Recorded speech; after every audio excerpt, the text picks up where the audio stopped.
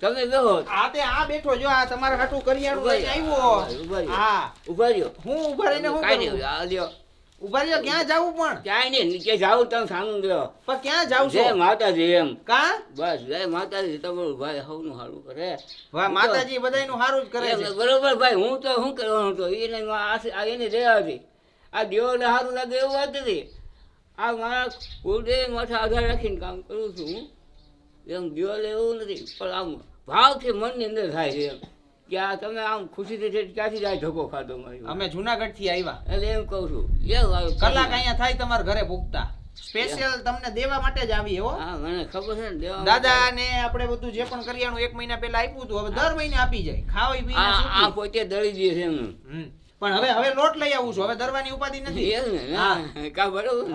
હવે લોટ છે. એમ નહીં, મારે કેવું પડે બીજા રાખે છે એટલું ઈ. ના ના, ઈ તો 100% ને આજુબાજુ વાળા દાદાની થોડી ઘણી જે તે મદદ કરતા હોય એટલે દાદા આખા ઘરનું ગુજરાન દાદા ચલાવે અત્યારે એવું કહી શકીએ. કારણ કે એનો જે દીકરો છે એની ઉંમર મોટી છે ને એને કઈક ઓપરેશન કરાવ્યું છે ને.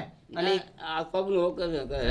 હાલી ચાલી શકે કે ઓમ બહુ હાલી ચાલી ન શકે? હાલી ચાલી કે દાદાને આપણે જ્યારે મળવા આવીએ ને ત્યારે આપણે આમ ખુશ થઈ જાય. કારણ કે દાદાની પાસે જો ભગવાનની ઉપર આશા હોય એમ કે ઉપર વાળો જે દઈ જાય છે. એક કામ કરો, હા તમે ટાઈમ મળે તો ગળેધરા જાવ, ગળેધરા ખોડિયા જઈએ આપણે એકવાર. કઈ જવું છે? તમે તમને ટાઈમ મળે તે કોને? આપણે તમે એકને જ જવું છે ને? એક ને નહીં, તમે ભેગા આવો. એટલે હું તો ભેગો અને આવે આવડો આ ને આ હોતે ભેગા ભલે હાલો આપણે જાવું. દાદાને છે ને ગળદરા જાવું છે, ખોડિયાર માતાજીના દર્શન કરવા. ક્યારે જાવું છે ઈ કયો? આ જઈ તમે કયો તે તમારે કઈ ઈચ્છા છે ઈ કયો? એમ નહીં, તમે ધક્કો ઓછા ખાવો પડે ને. નહીં આપણે નવરા છીએ. દાદાની આપણે બધી ઈચ્છા પૂરી કરવી છે. દાદાને જઈ જાવું હોય ત્યાં જાવું. હાલો બોલો. બસ એમ. તો તમે ફોન નંબર આને દેજો. કામ તમારે પાસે ફોન નંબર છે અહીંયા કે ભાઈ પાસે છે રાજુ. એનો નંબર હું લઈ લઉં છું. હું તમને ફોન કરાય. બસ એમ. રેડી ને? હા. બોલો હવે શું છે? ખાધે પીધે બધું સુખી ને? આદે છે આદે. દાદાને આપણે મળીએ એટલે આપણે ફ્રેશ થઈ જાય એવું છે. કારણ કે દાદા ઘરનું ગુજરાન કેમ હાલે ઈ કાંઈ જ ખબર નથી. દાદા ઈ કે બધું ઉપર વાળો આપી દે છે. ઈ કે ગામની અંદર જે પણ હોય બધું આપી જાય છે. અત્યારે આપણે દાદાને કરિયાણાની વ્યવસ્થા કરી દીધી છે. દર મહિને આપણે કરિયાણું આપી જાય છે. રેડી, મૂંઝાવાનું કઈ નથી. ધબધબાટીને બહાટી. હા બરોબર છે. આપણે દાદાને જવું જ ને ગળદરા? હા ગળદરા. ઈ ફાઇનલ આપણે જાશું. 2-4 દિવસની અંદર આપણે પ્રોગ્રામ કરીએ. હા બસ એમ. હું ફોન કરાય તમે નવરા હોય ને એટલે આપણે જઈ આવશું. દાદાજી રામજી મંદિર છે બાજુમાં, ત્યાં ક્યારેક સેવા કરવા જતા હોય તો આપણે ત્યાં દર્શન કરવા જઈએ. પછી અમે છૂટા. તો દાદા જો આ રામજી મંદિર છે ને એની સેવા કરતા હોય એટલે ગામની અંદર જ છે. હાલો તમે પેલા આપણે દર્શન કરવાના છો. પેલા તમે હાલો. જો આપણે તમને એને હું રામજી મંદિરના દર્શન કરાવું. અહીંયા આવી રીતનું એટલે નાની એવી વ્યવસ્થા છે. અને આ મંદિર છે અહીંયા કૃષ્ણજી આપણા જે લાલો કહેવાય. તો લાલાની સેવા કોણ કરે? દાદા બધી પૂજા ને બધું કરો ને તમે? આરતી ને બધું? આ જો ને હાથમાં. હા વાહ વાહ. નાય હશે, નાય કપડા બદલાતા તમે આવ્યા બરોબર. ખરેખર હો. સવારે ટાઈટ હતી, હમણાં નાય તો મોડા નાય આવીશો. પેલા ઠંડે પાણી નતો બહુ. વાહ વાહ, સરસ મિત્રો. તો અત્યારે જો મસ્ત અત્યારે દર્શન કરશું અને દાદા અત્યારે જો આરતી કરે છે. બસ તમે વિડીયો જોવાની મજા આવી ગઈ તો વિડીયોને લાઈક અને શેર કરવાનું ભૂલતા નહીં. અને કોમેન્ટની અંદર જય શ્રી રામ લખી દેજો મિત્રો. રાજકોટથી આપણી સાથે વધુ એક પરિવાર સેવાની અંદર જોડાઈ ગયો છે. કિરીટભાઈ બાવીસીની તિથિ હતી એટલે એ તિથિના નિમિત્તે એના પરિવારે આપણને એનાથી થતું હતું એટલું યોગદાન આપ્યું છે. ને એ યોગદાનની અંદર એણે આપણને 100 કિલો ખાંડનો કટ્ટા લઈ દીધા છે 2 અને 100 કિલો ઘઉં લઈ દીધા છે. મિત્રો આ તમે જોઈ શકો છો. આપણા તરફથી આપણે જે જરૂરિયાતમંદ લોકોને કરિયાણું પહોંચાડીએ છીએ દર મહિને. તો કિરીટભાઈ બાવીસીની આ જે તિથિ હતી ને તિથિના નિમિત્તે એના પરિવાર તરફથી આપણને 100 કિલો ઘઉં અને 100 કિલો ખાંડ આપેલી છે કે જેથી કરીને આપણે જરૂરિયાતમંદ લોકો સુધી આ બધી જ વસ્તુ પહોંચાડી શકીએ. કારણ કે આપણે દર મહિને 50 એવા પરિવાર છે કે જેને જરૂરિયાતમંદ બધી જ વસ્તુઓ, બધી જ ખાવા પીવાની A to Z વસ્તુઓ લઈ દે છે. તો આ પરિવાર તરફથી એનાથી જે તિથિ નિમિત્તે જે પણ એનું યોગદાન હતું એ આપ્યું છે. અને thank you so much Kiritbhai બાવીસીના જે પણ પરિવારે આપણને આ સપોર્ટ કર્યો છે એના માટે. કારણ કે આ બધી જ વસ્તુઓ જરૂરિયાતમંદ સુધી પહોંચવાની છે. ખાંડ છે, ઘઉં છે, એ તો આપણા ખાવાની અંદર મેઇન ભાગ ગણવામાં આવે છે. અને ખાંડ પહોંચશે, ઘણી બધી વસ્તુઓ આપણે પહોંચાડશું. ખાંડ જે આપણને હેલ્પમાં આવી છે ને એ ખાંડ બહુ જ જરૂરિયાતમાં છે. તમે ગમે એ વસ્તુ આપણા ગુજરાતમાં એવો નિયમ છે ને કે તમે ગમે એ વસ્તુ વાપરો ને એમાં ખાંડ તો જોઈએ જ. જેમ કે શાક છે, દાળ છે, મેન તો આપણને ચા કોફીમાં ખાંડ જોઈએ, એટલે ખાંડ બહુ જરૂરિયાત વસ્તુ છે અને ખાંડ અમે પૂરતી લોકોને પહોંચાડી શકીએ છીએ. એટલે એના માટે thank you so much Kiritbhai ભાવિશીના પરિવારને. અને આ ઘઉંને બી અમે હવે દળવા આપશું, એટલે ઘઉંનો લોટ બનાવી અને પછી જરૂરિયાતમંદ લોકો સુધી અમે પહોંચાડશું. જે પહોંચાડવાની વસ્તુઓ છે એ બધી આવી ગઈ છે કિરીટભાઈ ભાવિશીના ફેમિલી તરફથી.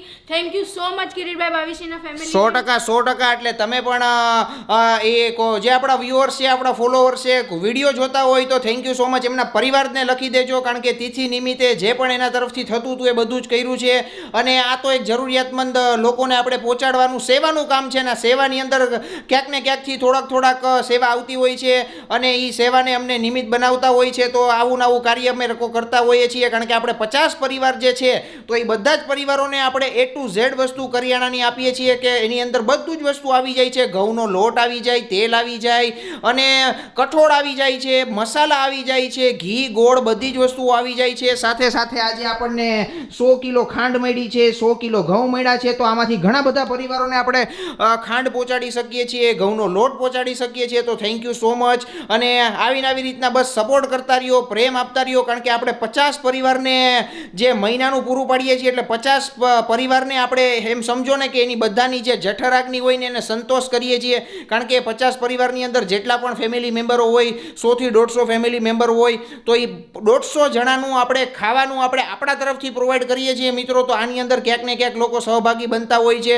તો વન્સ અગેન આપણી સાથે જે પણ લોકો જોડાતા જાય છે એનો થેન્ક યુ સો મચ, દિલથી આભાર માનું છું. અને રાજકોટથી આપણી સાથે જે પણ પરિવાર જોડાનો છે એને દિલથી થેન્ક યુ સો મચ. દિલથી થેન્ક યુ સો મચ. તો અમે બહુ વાર કહી દીધું, પણ તમે આ વિડીયોને પ્લીઝ શેર કરજો, એટલે અમે બને એટલા નવા ફેમિલીને આ કરિયાણું પહોંચાડી શકીએ અને નવા ફેમિલીને આતડી અમે ઠારી શકીએ. એટલે વિડીયોને પ્લીઝ લાઈક અને શેર કરજો. આજે હું સૌથી જૂનામાં જૂની, એટલે કે વર્ષો જૂની, 100, 200, 500 વર્ષ જૂની રેસીપી બનાવવાની છું. જે તમે બધા માટે તો 500 વર્ષ જૂની હશે, પણ મારા માટે કદાચ છે ને સાવ નવામાં નવી રેસીપી છે. જે છે આપણા મુઠિયા, જે ઢોકળા મુઠિયા કહીએ ને, હું સૌથી પહેલી વાર બનાવવાની છું. અને મને આમ દિલમાં ધક થાય છે કે બધાને ભાવશે કે નહીં ભાવે. યસ, એટલે આજે જો મુઠિયા ઢોકળા પ્રાચી ફર્સ્ટ ટાઈમ બનાવે છે ને એમાં ગાજર એટલે કે આ કોબીનો એક લચકો લોંદો લઈ લીધો છે. કોબીનો લચકો લોંદો, અરે આ દૂધી સોરી માય મિસ્ટેક, દૂધી છે. પછી આ શું છે એ ખબર નથી, પણ આ ચણાનો લોટ છે, ભાખરીનો લોટ છે, જાડો લોટ. એટલે હવે બધું આમાં મિક્સ કરી દઈશ. આ જોઈ લ્યો તમે હજી એકવાર ફરીથી. ઓહો, જોઈ લ્યો મિત્રો, આ લસણની આખી વાટકો ભરીને ચટણી છે. અને વઘાર માટે મસ્ત તલ. યસ, તલ છે, લસણ છે.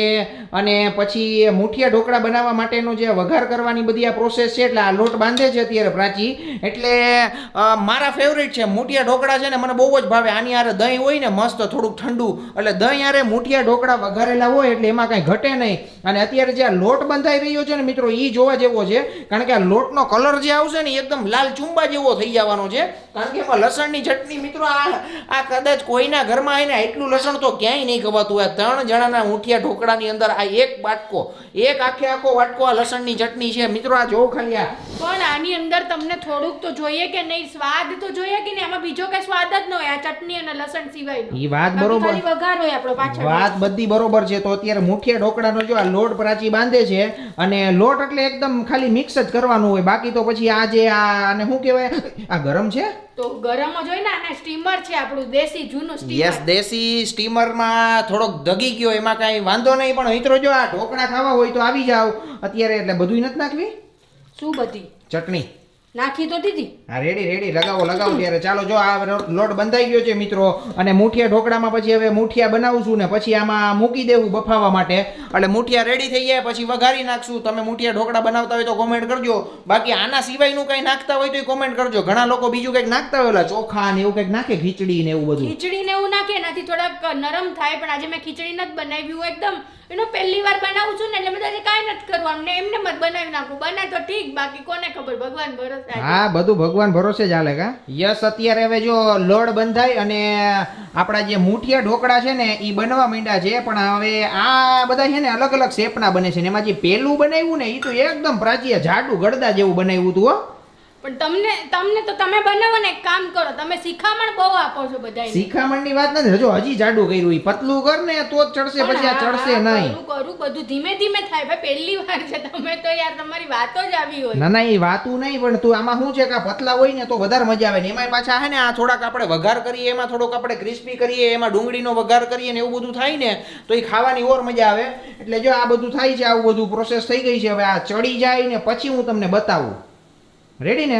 રેડી, એકદમ રેડી. ચડી જાય નહીં, હજી વઘાર થઈ જાય, ફાઇનલ એનો લુક છે ને હવે એ તમને બતાડશું 100%. કારણ કે હજી આનો વઘારે પાછો યુનિક છે. હવે યુનિક કઈ રીતના છે ને પ્રાચી કે હું કરીશ મારી રીતના. હજી આ ચડવા તો દ્યો, જ્યાં વાર લાગશે 15-20 મિનિટ. રેડી? યસ. તો અત્યારે મુઠિયા ઢોકળાના કટિંગ થઈ ગયું છે, રેડી. હવે વઘાર કરવાનો જ ને, તો હવે આમાં નવું શું છે એ કહી દે તો ખાલી. નવામાં કાંઈ નથી. આ જો મેં મસ્ત કાંદા કાપ્યા છે, ડુંગળી આપણી આમ લાંબી લાંબી સ્લાઈસ કરી છે, એટલે વઘારમાં જશે ને એટલે એકદમ ક્રિસ્પી થઈ જશે અને એ જે ખાવાની મજા આવશે ને એનો સ્વાદ જ અલગ ગયો. અને સાથે તલ છે, એટલે તલ અને કાંદાનું જે મિક્સર થશે ને ઈ તમને આમ કડકડાટી 100%. એટલે અત્યારે જો હવે આ મુઠિયા ઢોકળા વઘારી રહ્યા છીએ. વઘારની અંદર તલ ને રાઈ ને બધું ફૂલ હોય અને તો જ તમને મજા આવે. અત્યારે જો આ તેલ આવ્યું નથી કે શું છે પ્રોસેસમાં? તેલ આ જો ધુમાડા નીકળે તમારી સામે જ છે, પણ મેં ગેસ છે ને સ્લો કરી દીધો તો બહુ બળે ઓલું થઈ જાય ને. 100%. એટલે જો મુઠિયા ઢોકળા માટે રાઈ ફૂટવા માંડી છે. રાઈ ફૂટે છે એકદમ તાકાત વાળી. પછી એની અંદર આ લીલો લીમડો છે, મરચું છે, લાલ મરચું છે, ડુંગળી છે, એવું બધું જાય ને પછી મુઠિયા ઢોકળા જાય. રેડી ને? હવે રેડી થઈ જાય એટલે બતાડું, બાકી મારો વઘાર બળી જશે. કાંઈ વાંધો નહીં. ચાલો મિત્રો, જો આવી રીતના મુઠિયા ઢોકળા અમારે બન્યા છે. તમારે ખાવા હોય તો આવી જાજો. વિડીયો ગમ્યો હોય તો વિડીયોને લાઈક અને શેર કરજો. યસ. તો ફાઇનલી અત્યારે મુઠિયા ઢોકળા બની ગયા છે ને તમે આનો કલર જોવો, તમને કલર જોઈને મોઢામાં પાણી આવી જાય તો જરા કોમેન્ટ કરી દેજો. કારણ કે ઓરિજિનલ આપણા દેશી ગુજરાતી મુઠિયા ઢોકળા છે.